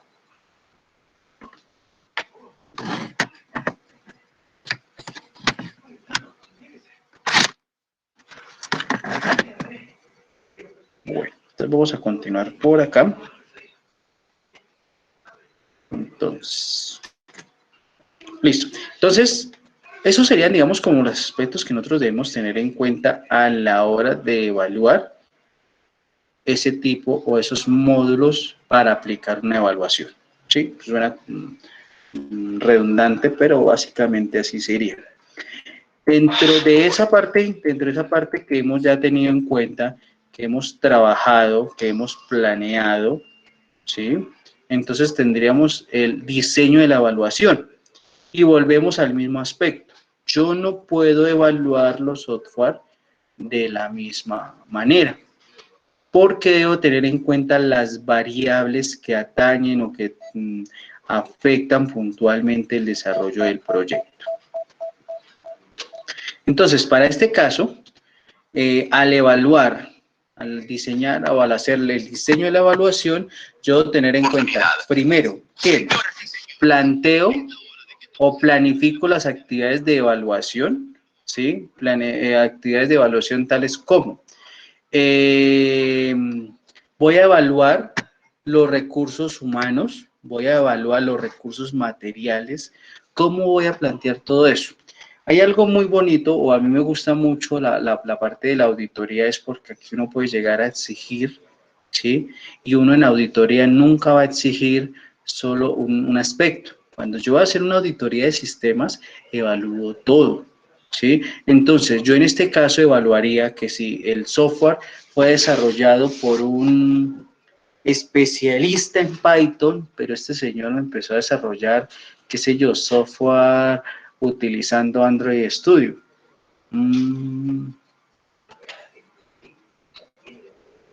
Sin menospreciar otra cosa, resulta que el software fue desarrollado por una persona que no es profesional o no ha terminado sus estudios. Bueno, miremos a ver si la persona es competente para eso, ¿sí? Todo eso uno entra a evaluar y yo debo planificar eso. O sea, yo no puedo llegar como auditor de calidad, en este caso de calidad en el desarrollo del software, a decir, es que quiero evaluarles, espera a ver, déjeme ver qué tiene ahí y a partir de eso evalúo. No. No, no, no, yo ya debo ir con mi diseño, con mi evaluación puntual y llegar a buscar primeramente. Listo.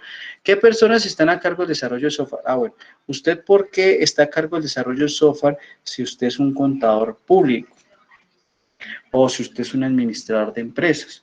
Normalmente el software no debe estar en manos de una persona especializada. Ah, no, es que yo soy contador público, pero tengo conocimientos y soy capacitado en el manejo de esta herramienta. Bueno, muéstreme esa capacitación que usted tiene. ¿Tiene cómo soportarla? Sí, sí, claro, mire mis soportes. Ah, bueno, listo. ¿Sí? Pero entonces, por eso se hace esa planificación de actividades. No es llegar a ejecutar una revisión porque sí, porque lo quiero hacer así. No. Yo voy a estar ceñido a un plan para poder llevar una evaluación efectiva. ¿Sí? ¿Cómo se llama? Una revisión puntual de todo lo que quiero hacer y cómo quiero trabajar. Una vez hemos diseñado la evaluación, lo que vamos a proceder es a ejecutarla. Para ejecutarla, lo primero que yo tengo que tener en cuenta es realizar esas mediciones. Las mediciones sobre todo el punto del desarrollo del software, cuáles son los componentes para trabajar, de acuerdo a las métricas que planteé en el diseño.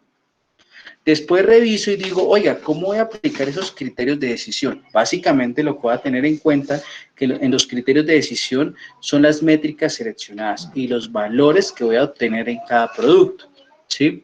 Si nos devolvemos a la parte de la ISO 25000, lo que veíamos de esos atributos de calidad, entonces yo no puedo darle la misma ponderación a los atributos que he definido. ¿Sí? No puedo evaluar de una misma manera la estética del documento con la estética de la seguridad, la estética de la aplicación, perdón, con los niveles de seguridad. ¿Sí? Porque pues estética es apenas la parte bonita que se puede manejar o se puede arreglar de una forma y además que ahí entraríamos a una opinión muy subjetiva más no objetiva porque para mí bonito es el color rojo, pero para ustedes puede ser el azul, el verde, el morado. ¿Sí? A ustedes les pueden gustar los gatos, a mí los perros, a ustedes les gusta un tipo de comida, a mí otro. Entonces, ahí es muy subjetivo.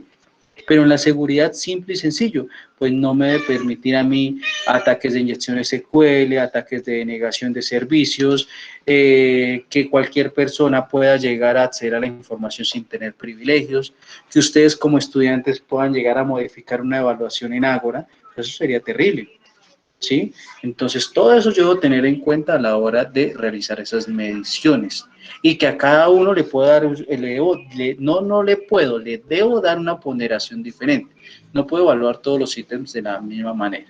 Aplicar esos criterios de decisión en las métricas y aplicar los criterios de decisión en las evaluaciones. ¿Sí? Eso es muy importante. En esa última tarea se deben aplicar los criterios a nivel de características, subcaracterísticas, todo relacionado con la calidad para generar un producto tangible, puntualmente que cumpla con los requisitos de calidad. ¿Quién define esos requisitos de calidad? Los definimos nosotros y nos basamos para definir esos requisitos en, ¿cómo se llama?, en las necesidades puntuales que manejen los stakeholders. ¿Sí? Pero entonces, y otra cosa que debemos tener muy en cuenta, que de pronto no está aquí en la diapositiva, es la ética y el compromiso que nosotros como auditores, como evaluadores o como ejecutores de esta evaluación debemos aplicar. Nosotros debemos ser muy éticos, muy centrados, muy parciales. Perdón, muy imparciales, no parciales, imparciales. ¿Sí? La evaluación, la aplicación de todo esto debe estar enmarcada en esos términos de ética, de profesionalismo para poder trabajar. Por último, una vez yo ya apliqué todos mis métodos, mis métricas, mis métodos y utilicé métricas para la evaluación de saber que realmente están aplicando lo que hemos venido trabajando, entonces llegamos a la conclusión, a la terminación de nuestro proceso. En esta actividad se va a concluir la evaluación de la calidad del producto del software. realizando primordialmente ese informe de estado de resultados. Una auditoría a mí no me sirve si yo llego, reviso todo, hago correcciones y demás, pero no entrego un producto tangible. Ese informe que le digo a usted, mire, los hallazgos encontrados fueron estos, las oportunidades de mejora son estos, ¿sí? Las opciones para recuperar o para mejorar deben ser estas. Su plan, o ustedes deben estipular un plan de mejoramiento a tanto tiempo con el fin de mejorar, con el fin de resarcir de pronto esas falencias, esos daños que pueden tener en el software, en la aplicación y demás, ¿sí? Entonces, las tareas implícitas en la conclusión de la evaluación, la primera sería revisar esos resultados de evaluación, donde mediante la tarea que hemos planteado, pues el evaluador y el cliente, yo como auditor, ustedes como dueños del software, como demandantes de ese servicio, pues vamos a revisar los resultados. Aquí en este caso es importante tener en cuenta que el usuario, o sea, la persona a la cual ha sido evaluada, también tiene la opción de objetar ciertas actividades que se presentaron, ¿sí? Objetarlas de manera sincera, se podría decir, de manera objetiva, porque no puedo decir, no, es que porque me evaluaron mal porque es que el auditor me tiene rabia. No, pero si de pronto no, si yo estoy midiendo todos los aspectos de la misma forma, se puede decir, venga, qué pena, pero es que la seguridad no es lo mismo con la parte visual, ¿sí? La parte visual puede tener una interfaz muy poco llamativa, pero es seguro, cumple con sus funciones. Creamos el informe de evaluación. Una vez realizados y revisados todos los resultados, vamos a condensar esos datos en un informe de evaluación, teniendo en cuenta los requisitos de la evaluación, los resultados, restricciones, limitaciones, el personal evaluado, los métodos utilizados y demás. O sea, aquí yo debo explicarle a mi cliente, a la persona que estoy revisando, venga, ¿cómo hice para rajarlo? O ¿cómo hice para probar las actividades que hace? Eso se aplica en todos los estamentos para poder trabajar. Una vez haga ese informe, voy a revisar la calidad de la evaluación y a realizar un feedback o una retroalimentación.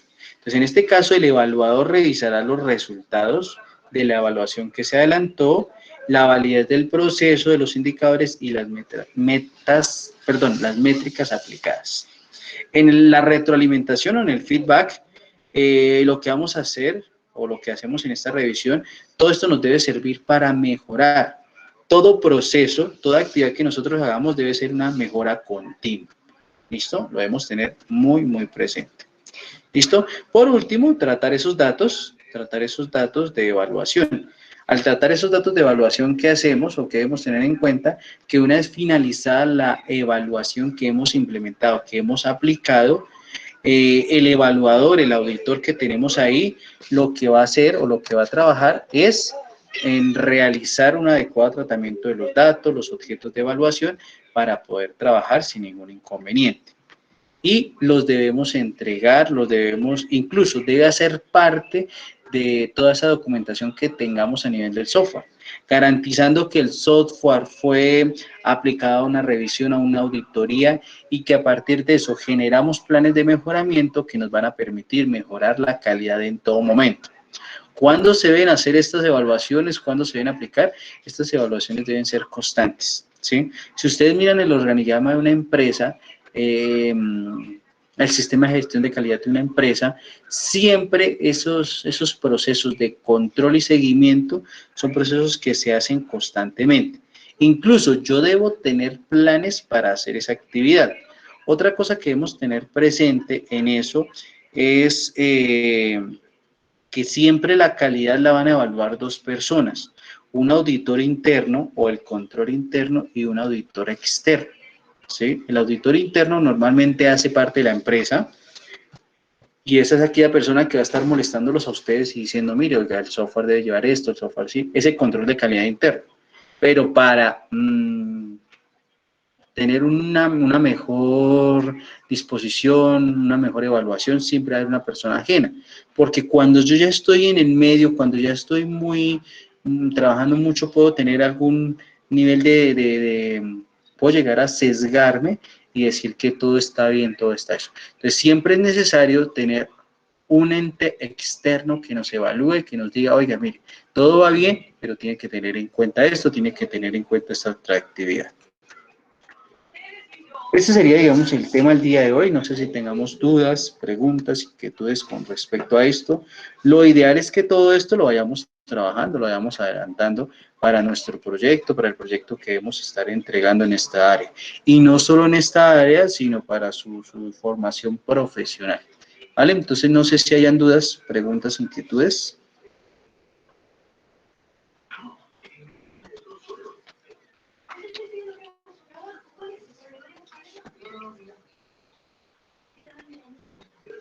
Bueno, no hay dudas, no hay preguntas, no hay inquietudes. Yo sí tengo preguntas, dudas, inquietudes para ustedes, que sería el trabajo que vamos a hacer. ¿Listo?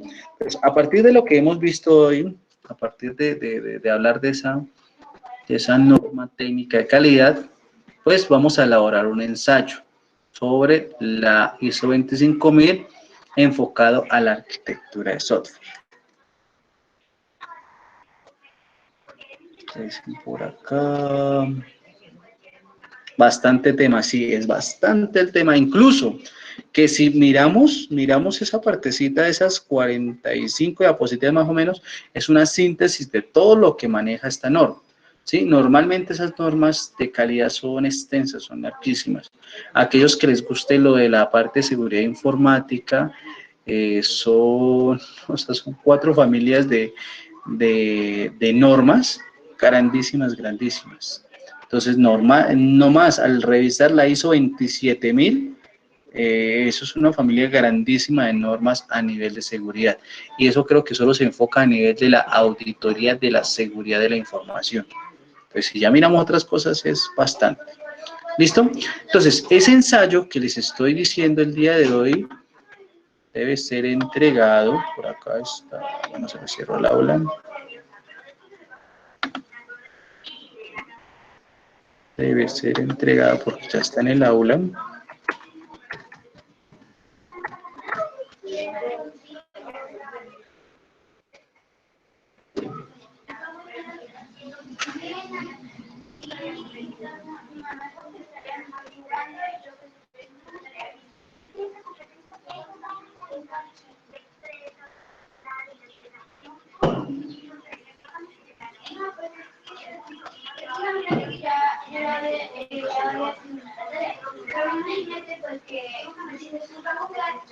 Tienen plazo hasta el día domingo 14 a las 12 del día. ¿Listo? O sea, desde ahorita tienen hasta ese día para la entrega del ensayo. ¿Vale? Inge, el ensayo es con lo que vimos hoy, ¿sí? Con la temática de hoy. Sí. Vale, gracias. ¿Listo? Mucho tiempo, no, está mucho tiempo. Antes debería como dejarlo para ahorita en la media hora que nos queda de clase.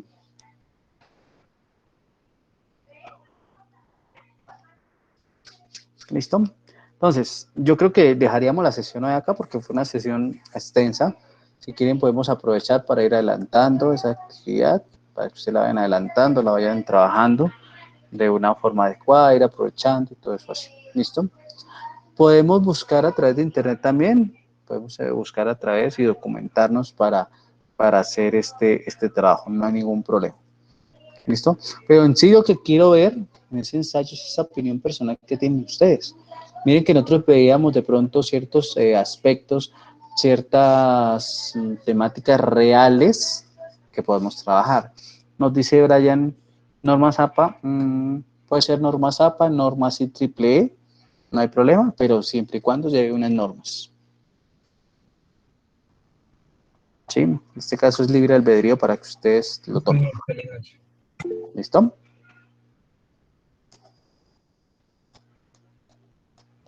Bueno, entonces dejaríamos la sesión hasta aquí. Muchas gracias por haber asistido. Entonces quedamos con esa tarea. Nos veríamos dentro de 8 días. Profe, discúlpeme una pregunta. Señor. El ensayo es sobre la importancia sobre las normas ISO 25000, ¿sí? Sí, señor. Como algo personal, ¿sí? Como desde el punto de vista de uno, ¿sí? Desde su punto de vista, de acuerdo a lo estudiado con las normas ISO 25000. Listo. Listo, profe, gracias. Ok.